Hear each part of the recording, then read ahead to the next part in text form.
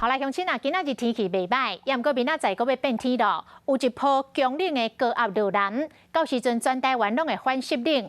上冷时间点是拜三的透早，中部以北的低温13度，沿海空旷地区11度。这个拜三水气较少，会转大冷。拜五、拜六，台南以北会阁落降到12、13度。乡亲爱注意天气的变化，爱穿好烧。 对天顶看，一透早是真舒适的好天气。受东北季风减弱影响，北部高温来到25度，中南部地区26到29度，不过干那一天回暖。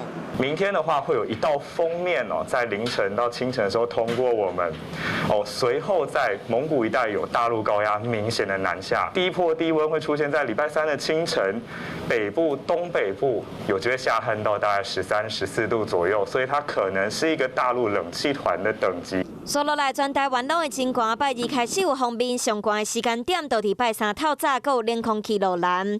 这段时间，中部以北、宜兰地区温度降到13到15度，南台湾16到17度，各地较快所在可能干那11度到12度。拜四天气转大冷，拜五、拜六受辐射冷却效应影响，台南以北低温来到12到13度，其他地区15到17度。礼拜了后才会开始回暖，不过这礼拜敢会落雨。 今天的话，虽然东北季风减弱，但是在我们东半部的云系，还有南边飘上来的云系还是相当多，所以在东半部、南部的话，云量比较多，有些下雨的现象。中部地区、北部山区还是会有零星飘雨的状态。